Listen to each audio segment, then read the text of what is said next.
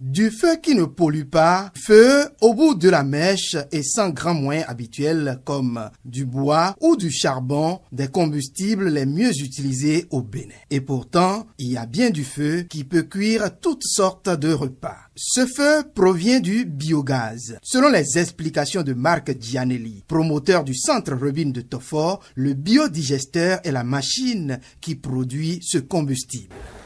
Le biodigesteur, ce n'est rien d'autre qu'un estomac humain. La bouche, le tuyau qui va à l'intérieur, c'est le gosier. Le ventre, il est ici sous terre. Donc là, on a 2 fois 20 mètres cubes de capacité. Et le bac d'effluent, donc c'est le bac de sortie, où voilà, on va le dire, hein, Mardoché, il ne faut pas avoir peur des mots, il dit c'est l'anus. C'est tout simplement comme ça que ça fonctionne. Et donc, comment on nourrit cette bouche ? On prend typiquement ce qu'on a aussi comme déchets organiques de la part d'éleveurs ici, notamment la production d'ananas. On va manger la pulpe, on va manger la chair, mais on ne va pas manger la couronne et on ne va pas manger la peau. Donc couronne, peau, ça ne rentrera pas dans le digesteur parce qu'il n'arrivera pas à le digérer. Mais par contre, tout ce qui est pulpe, tout ce qui est fiente de volaille, bouse de vache et autres, c'est ce qui rentre dans cette bouche. En dehors des déchets organiques qui permettent de fabriquer le biogaz, l'eau reste l'une des matières premières indispensables à cette fabrication. Pour bien digérer, il faut boire en même temps. Donc le biogaz, ce qu'il faut quand même savoir, c'est qu'il est très gourmand en eau. C'est presque un ratio de moitié-moitié. Moitié de déchets, moitié d'eau. Donc c'est beaucoup d'eau qui sert à cette production. Et là, on va le voir après ça dans le dépôt.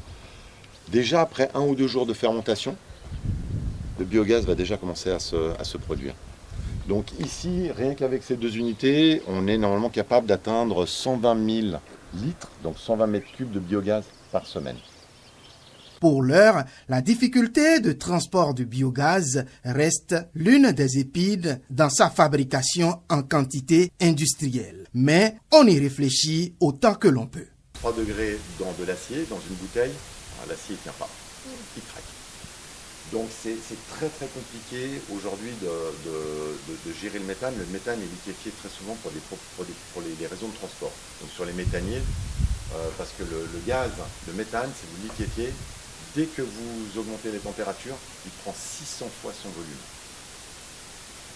Donc c'est ça. Donc on s'est posé la question et puis c'est vrai qu'en observant beaucoup les dames, les enfants ici transporter ce bois sur le dos, souvent avec des sacs de charbon très très lourds, maintenant plus en zème, en moto que à pied, on s'est dit mais on va inventer un système qui est un simple sac à dos. Et donc ça c'est le sac à dos, il pèse 4 kg parce que je rappelle que le biogaz c'est plus léger que l'air. Donc on est parti sur ce principe de plusieurs tailles et on a commencé à dire ici c'est une station, comme une station essence. À l'heure où le Bénin subit une déforestation accrue et une avancée du désert sans pareil, le biogaz pourrait peut-être être une des solutions de remplacement.